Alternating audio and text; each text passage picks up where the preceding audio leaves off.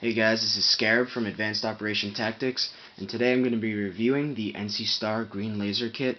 I bought this yesterday at Strikeforce, played with it the whole day, and I'm very happy with it so far.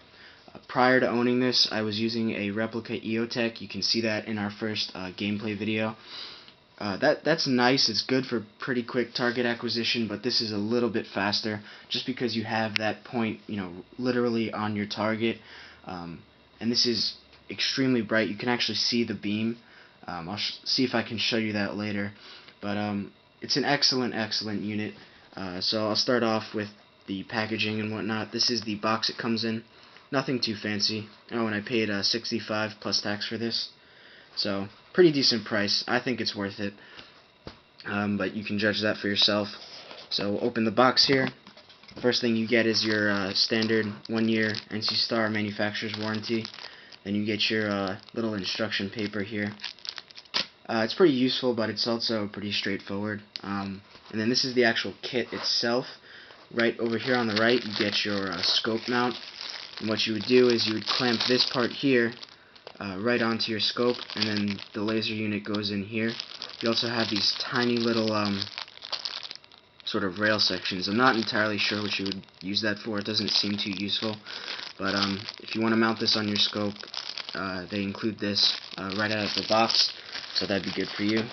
Personally, I literally don't have enough room on my barrel to use this as a barrel mount, my XK, and I don't use a scope. So I got some of these ring mounts, NC Star ring mounts. So if you want to use this on a rail, be sure you pick these up, because it does not come with rail mounts out of the box. These are $7 at Strikeforce.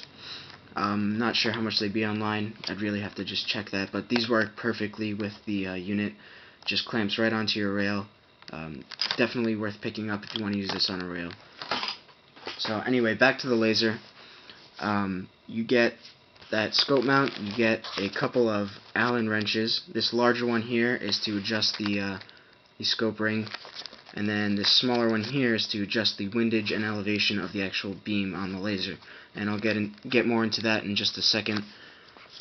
Then you also get a CR123A battery. This is just your standard generic, Chinese brand. It works. It's a pretty decent battery. I was using it yesterday, and these last a pretty long time before you have to replace them. They are a bit pricey. That's the only downside, but luckily this only uses one, so you won't have to spend a fortune on batteries. You also get the momentary pressure switch. So if you prefer to use this sort of style switch, they give you that as an option. I'll show you how to replace this with the end cap on the laser when I get to it. But basically this attaches to the laser. Then you run this to your grip on your gun, and then it had adhesive here, but it wore off right away. It didn't stick, and then just peeled off. It was really terrible adhesive. So you'll have to figure out a way to get this attached, unless of course you happen to get lucky and the adhesive you get works. I don't know, it didn't work for me. And then you would just push this and it would give you momentary on for the laser. But it's nice that you get a bunch of options with it. And then you get the laser unit itself here, and as you can see, it pretty much just looks like a really beefy laser pointer. It has nice knurling on the front cap here and on the tail cap as well. You've got your diode in there. I'll actually take off the front to show you. It's all aluminum construction. It has very nice anodizing. It hasn't worn off under the rings at all yet. And then here you can see you have your elevation adjustment and your windage adjustment. And basically when you turn these screws with the smaller Allen wrench you get, it adjusts the actual diode itself within this space here. So it'll move it up or down slightly or right to left. So you can actually dial this unit in so that when it's mounted on your weapon, instead of the beam going straight out, it would actually turn a little to the side to meet up with your sights. So, wherever that laser is, that's where your shot's going to hit, which is a really nice feature. A lot of the cheaper laser units, they just kind of slap on your rail, and you have to compensate. If your laser's on the right side, you have to, remember that your shot's going to land a little to the left of the laser. But this, you can dial it in perfectly, so it's right on target. I got lucky. It was perfectly adjusted out of the box. It was a little bit to the right, but it's right down my sight lines, so I was using it yesterday. Worked amazingly well. Now the tail cap here, before I put in the battery, I'm going to show you this. To change out the tail cap, you would simply flip it over, you can see here, and that momentary switch just pops out. And then you would take your wired switch, run it through, just like that, and you just pull your coil through and let that settle back, and that's it. And then you just screw this back on your laser, and then you'd have your pressure switch. I don't personally prefer it. It doesn't look that bad, and it doesn't get in the way that much, but it's a little bit extra on your gun. So if you're trying to maximize space and less clutter on your gun, you'd probably want to stick with just this standard tail cap. That's what I used.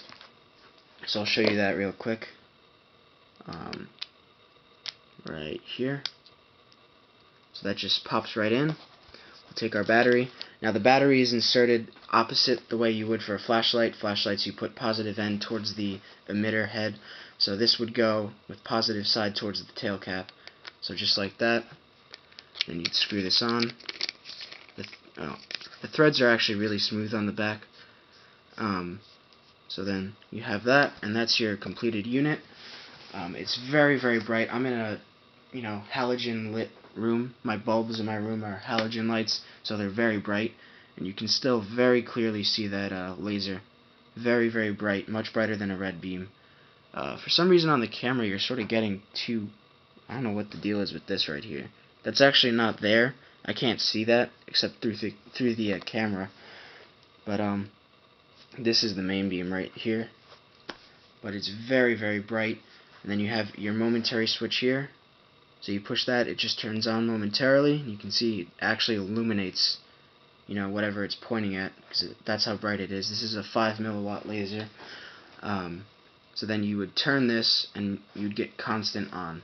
So if you prefer that, it is very, very bright. I don't really want to shine it directly into my camera, but I'll go across it really quick, just so you can kind of see that. Very bright.